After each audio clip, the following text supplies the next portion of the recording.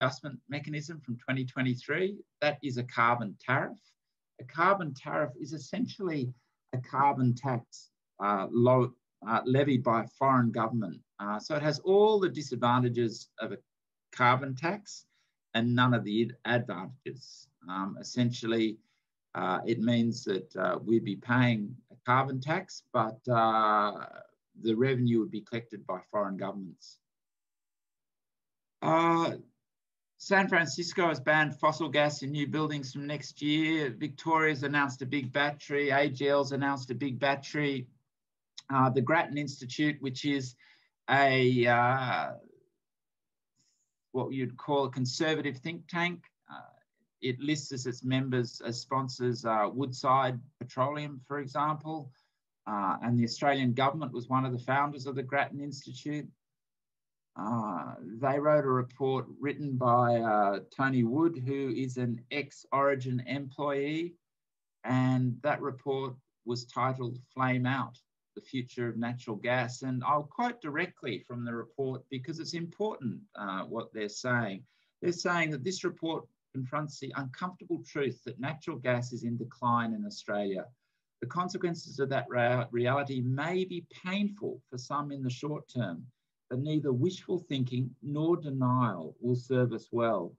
The only rational approach for governments, the energy industry, and its customers is to begin planning for a future without natural gas, or at least with a substantially reduced role for natural gas. So the conservative think tank, the Grattan Institute, is saying that gas is finished as a fuel in the global economy. If we have a look, the Victorian government came out with major energy efficiency initiatives, spending $800 million. The effect of these will be to lower demand for all energy, including gas. They'll be switching a lot of the gas heaters out for more efficient heat pumps, which are electric powered. They'll be switching out gas-fired ovens and stoves for electric ones. So we're going to see a significant reduction in gas demand in Victoria. The household is an important area in Victoria for gas consumption. Historically, with cheap gas out of the Bass Strait, it was encouraged by government to make your households have gas. And so 60% of Victorian consumption is actually in the house.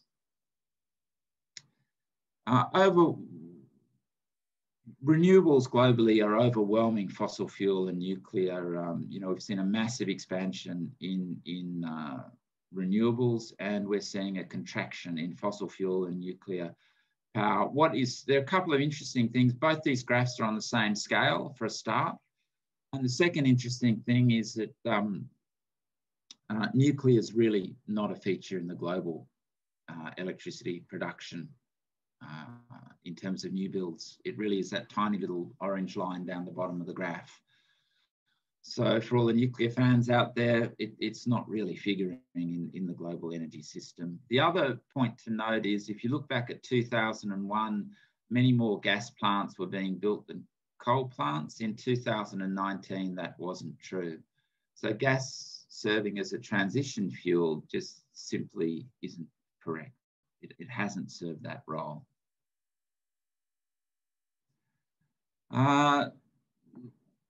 What we're seeing in the US is a collapse of the fracking industry. I think that's the correct term, is a collapse. The number of operating drill rigs have fallen 60% in the last 12 months. What that means going forward is you're going to see a collapse in production. Shale gas relies on continually drilling to top up your reserves because the wells deplete very quickly. And so we've seen this massive collapse in operating drill rigs, and that means we're going to see a collapse in production in about a year to 18 months' time. Total oil and gas bankruptcies have accelerated, and so far this year, $53 billion in debt has been restructured. That's a pretty big number. We're seeing the global gas glut extend beyond 2028. You know, there's quite massive overcapacity at the moment in LNG. Origin has slashed its drilling program in Australia. The APLNG joint venture with ConocoPhillips and Sinopec has only drilled 23 wells this year compared with 95 at the same time last year. That's a 76% fall. So we're seeing similar falls in drilling in Australia to those in the US, which will obviously also flow through to production. So these guys are cutting production, they're sacking workers, and they're telling us they're going to be the engine for economic growth. That doesn't add up. If you're going to stimulate economic growth, you should be investing, you should be drilling more wells, and you should be employing more people, and they're doing the reverse. A third of the US shale industry is near technical insolvency, according to Deloitte. And it's never made any money in the past 10 years. You know, EFA came out with a paper saying this a couple of years ago now, that the fracking industry in the US basically hasn't been profitable for the last 10 years. You know, we copped some criticism, and now Deloitte's are coming out with the same conclusion, essentially. Into this really poor gas market, we're seeing a massive expansion to come out of Qatar. They're looking at increasing production by 64% by 2027. Qatar was last year the world's largest LNG exporter. It's now the second largest compared to Australia, but you know, it's right up there with Australia. We're pretty neck and neck as the world's largest exporters, and they're looking at this massive expansion in production. They're cutting the price to do it by about 22% to try and secure new customers. Why are they doing it? It's very simple. Qatar is pretty much a one-trick pony as an economy. It's got gas or gas. It's a very low-cost producer, so they can expand and make money, unlike Australia. We're not as low-cost as Qatar. Actually, no one globally is as low-cost as Qatar is. The other thing is that the North Field that they're looking at developing is the same field as Iran's South Field. It's just got an artificial line through it called a border. It's the same gas field. And Iran have gone on and developed their half of the field. So Qatar are forced into developing their part. Otherwise, they miss out on the gas. Iran will pump it all out. This is just a quick graph on Australian domestic consumption. It's down 21% since 2014. So far from being this growing industry that's stimulating the economy, it's been contracting now for the last 6 years and will contract, I think, substantially more than the AEMO were predicting just last year. Investments all but ceased, as I've said. We don't need to go into that anymore. There are $11 billion of gas assets for sale at the moment in Australia. That's just what I actually publicly know about. Obviously, there'd be a lot more on the grey market.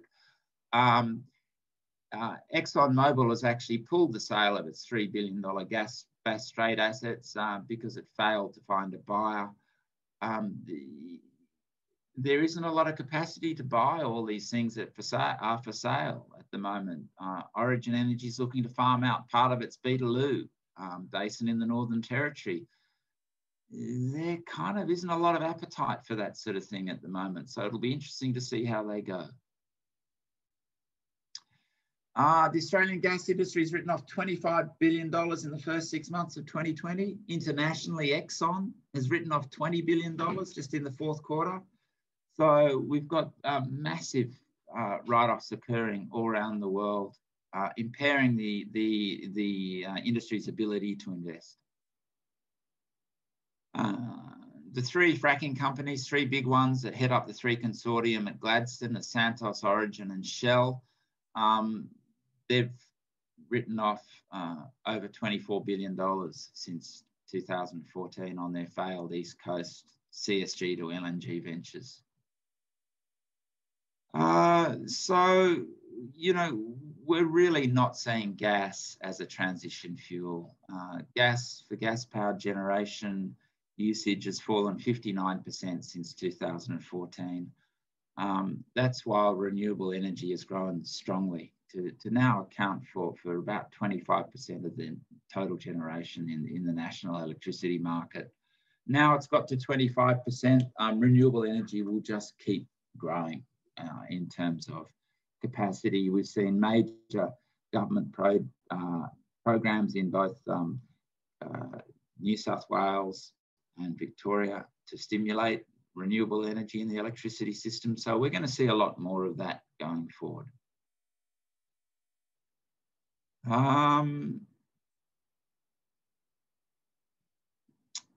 Look, the National COVID Commission and its offshoot, the Northern Territory one that just released its report this week, both of them under, with Andrew Liveris being a key player in them, are both looking at substantial, giving out substantial government subsidies to the gas industry. I just don't think that's a credible way to stimulate the economy. Importantly, when we look at these net zero commitments by our state governments all around Australia and our offshore export markets, the net zero by 2050, between 2020 and 2030, we have to decrease fossil fuel production by 6% per annum. Now, that doesn't sound like a lot, but it is a lot. When you start compounding 6% per annum every year, we've got to decrease production by that amount. That's an awfully big cut in coal and gas and oil and other things that we burn production. So we need to see, at the moment, globally, we're looking at around 2% increases everyone's planning. In Australia, obviously, that's much larger. We have very big expansions going on the Northwest Shelf, as you know, in the Northern Territory, in Queensland, in New South Wales. We have very big expansions going on in fossil fuel production.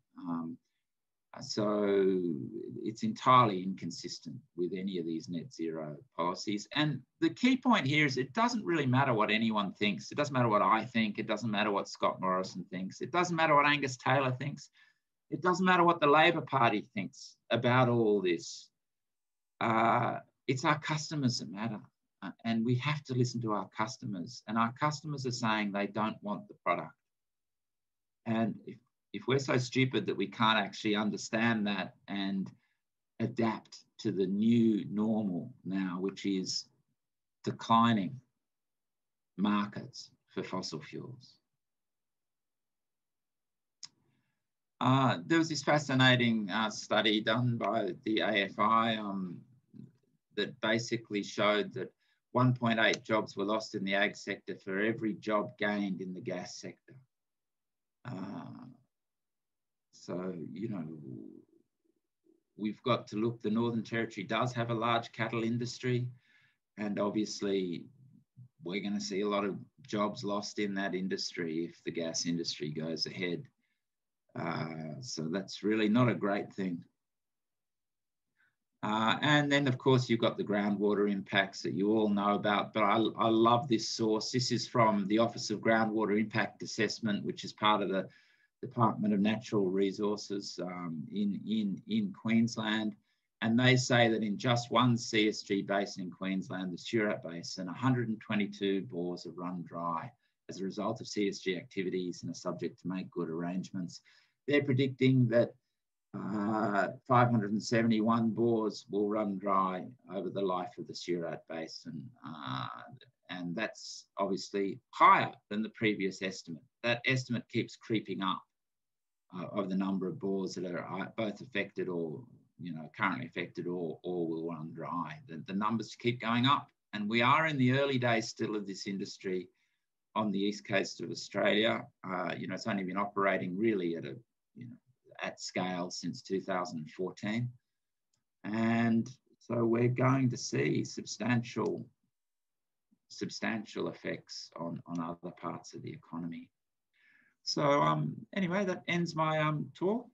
Thank you very much.